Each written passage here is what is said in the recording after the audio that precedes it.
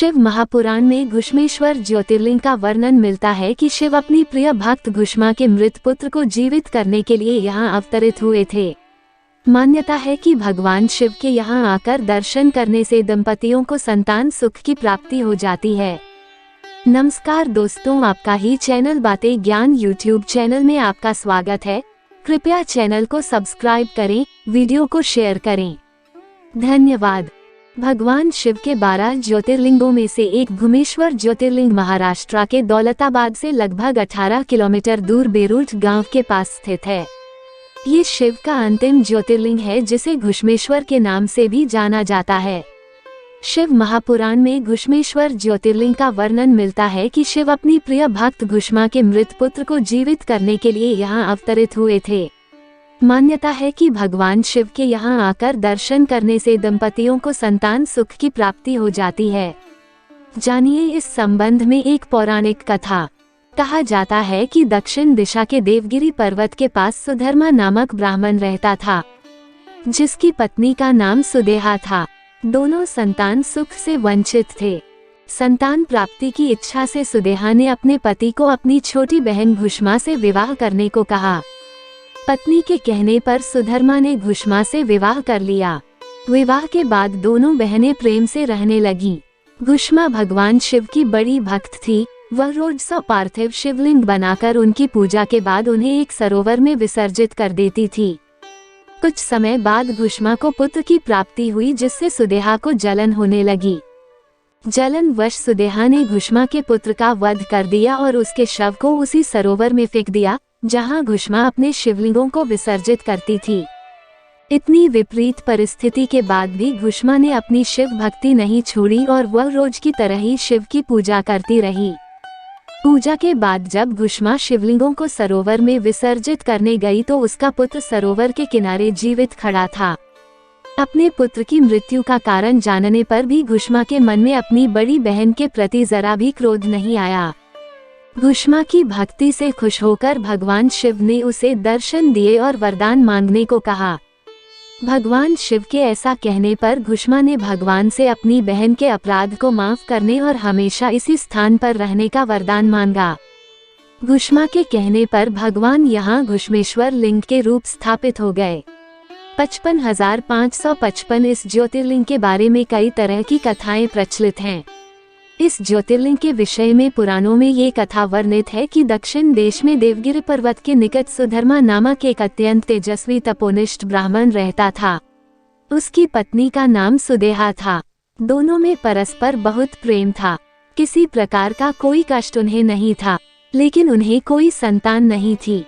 ज्योतिष गणना से पता चला कि सुदेहा के गर्भ से संतानोत्पत्ति हो ही नहीं सकती। सुदेहा संतान की बहुत ही इच्छुक थी। उसने सुधर्मा से अपनी छोटी बहन से दूसरा विवाह करने का आग्रह किया। पहले तो सुधर्मा ने इस बात पर अपनी सहमति नहीं दी, लेकिन अंत में उन्हें पत्नी की जिद के आगे झुकना ही पड़ा। वे उसका आग्रह टाल नहीं पाए। वे अपनी पत्नी की छोटी बहन घुश्मा को ब्याह कर घर ले आए। घुश्मा अत्यंत विनीत और सदाचारिणी स्त्री थी। वह भगवान शिव की अनन्य भक्त थी।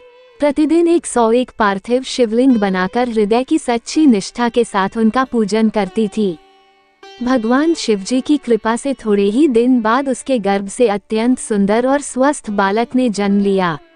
बच्चे के जन्म से सुदेहा और घुश्मा दोनों के ही आनंद का पार न रहा।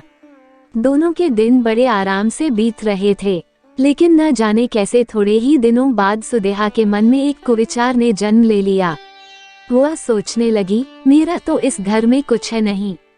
मेरे पति पर भी उसने अधिकार जमा लिया। संतान भी उसी की है। सब कुछ घुश्मा का है।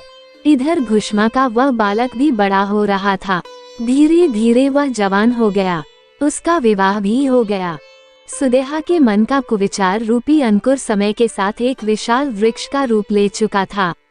अंततः एक दिन उसने घुश्मा के युवा पुत्र को रात में सोते समय मार डाला। उसके शव को ले जाकर उसने उसी तालाब में फेंक दिया जिसमें घुश्मा प्रतिदिन पार्थिव शिवलिंगों को विसर्जित किया करती थी। सुबह होते ही सबको इस बात का पता लगा। पूरे घर में कोहराम मच गया। सुधर्मा और उसकी पुत्रवधू दोनों सिर पीटकर रोने लगे। लेकिन घुष्मा नित्य की भांति भगवान शिव की आराधना में तल्लीन रही, जैसे कुछ हुआ ही न हो। पूजा समाप्त करने के बाद वह पार्थिव शिवलिंगों को तालाब में विसर्जित करने के लिए चल पड़ी। जब वह तालाब से लौटने लगी, उसी समय उसका पुत्र तालाब के भीतर से निकलकर आता हुआ दिखलाई पड़ा। वह सदा की भांति आकर घुष्मा के चरणों पर गिर पड़ा, जैसे कहीं आसपास से ही घूमकर आ रहा हो।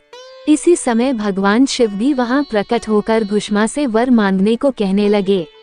वह सुदेहा की निकृष्ट व्यवहार से अत्यंत क्रुद्ध थे। अपने त्रिशूल द्वारा उसका गला काटने को उद्यत दिखलाई दे रहे थे।